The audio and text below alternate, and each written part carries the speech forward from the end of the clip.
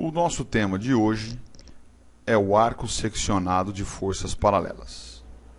Este aparelho foi desenvolvido para tratar ortodonticamente os casos classe 2, divisão primeira ou classe 2, divisão segunda. Então aqui, um exemplo de um caso que nós temos um paciente classe 2, nós observamos aqui o canino fora de chave, os molares em classe 2. Então aqui, a relação molar, cúspide com fossa, numa posição de classe 2. Inicialmente, nós vamos colar os figurantes superiores, colamos de 13 a 23, e vamos entrar com arco base inferior com todas as ativações.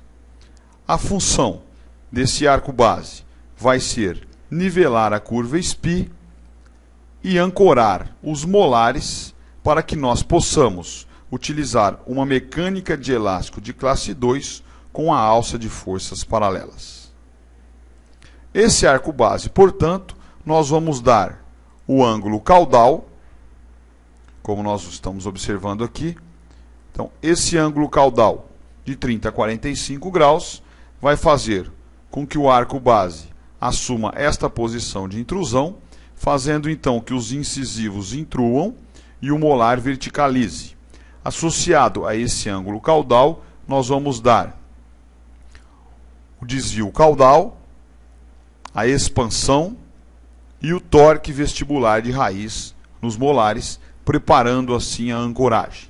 É muito importante lembrar que na ancoragem máxima nós temos que deixar o degrau distal justo ao tubo. Então aqui, o molar sendo ancorado, os incisivos intruindo, os pré-molares e caninos, nesse caso aqui, também são só figurantes.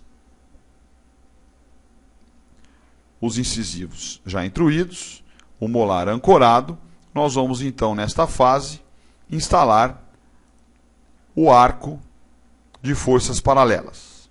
Então aqui, demonstrando como é o arco, e nós vamos utilizar o elástico intermaxilar de classe 2, que vai do molar até o gancho da alça de forças paralelas. Então aqui, uma foto ampliada, nós observamos o elástico, confecção em eugilói, da alça de forças paralelas, e lembrar que nós devemos colocar um amarrilho, uma ligadura metálica, para ter melhor presa, né? Estabilidade do arco no canino. Aqui, uma ampliação maior, que nós temos que lembrar que é muito importante que nós temos da parte anterior do bracket do canino até o gancho, onde nós vamos colocar a força elástica, respeitar uma distância de 2 milímetros. Por quê? Quando o elástico intermaxilar, que normalmente, como eu falei, é usado o 516 médio, ele vai fazer a força na alça, essa alça vai correr dentro do slot do canino, ela correndo no slot do canino, vai gerar a força no molar.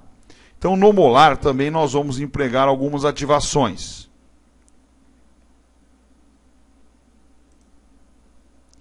Que seria um ângulo caudal semelhante ao ângulo caudal do arco base. Então aqui um esquema do arco. Nós vamos pegar esse arco e ativar um ângulo caudal. Quando nós colocarmos esse arco em posição, ali o ângulo caudal sendo demonstrado, nós vamos fazer com que ele assuma esta posição na boca do nosso paciente. Ele assumindo essa posição, ele vai promover aqui no canino uma força de intrusão. Essa força de intrusão no canino é para anular a força de extrusão promovida pelo elástico. O fato de nós colocarmos esse gancho anterior na nossa alça é para que ele fique mais baixo do que o slot do canino, deixando assim a força elástica mais paralela ao plano oclusal do paciente.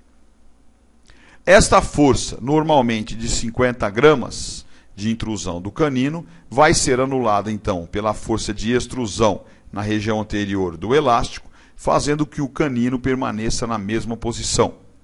Como nós temos aqui atrás ativado o ângulo caudal, e lembrar que devemos respeitar 2 milímetros à frente do canino, nós vamos ter com que toda a força gerada pelo elástico na alça pressione o molar.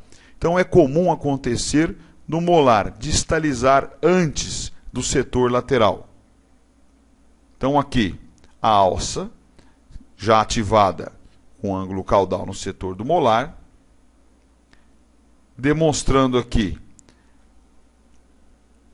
as vertentes de força. Então aqui eu tenho um ponto na região do molar, o ponto na região do canino. O que eu vou ter? Uma força pequena de extrusão do canino e de extrusão do molar, o que é indesejável essa força, porque essa força poderia fazer com que o plano oclusal rotacionasse no sentido horário, nesta foto, no sentido anti-horário, nesta foto aqui. Então eu teria extrusão do canino e extrusão do molar. Então aqui, com a força paralela do elástico ao plano oclusal, eu tenho pouca força de extrusão e uma força maior de distalização. Por isso que essa alça é tão eficiente para esse tratamento de mecânica de classe 2. Normalmente ocorrendo esta situação que nós temos a abertura de diastema entre segundo pré-molar e molar. Tamanha eficiência desta mola. Então essa alça pode ser indicada para todos os casos, todos os tipos de tratamento de classe 2, divisão 1 ou divisão 2, em qualquer idade o paciente. Aqui um esquema então de como ela age. Nós temos ativado o ângulo caudal, ela fica numa situação de intrusão. Quando nós colocamos a mola em posição, ela vai fazer uma força nesse molar, anulando a força do canino pelo elástico. Então o molar é distalizado, esse molar sendo distalizado, depois nós vamos trazer pré-molares e caninos em posição de classe 1.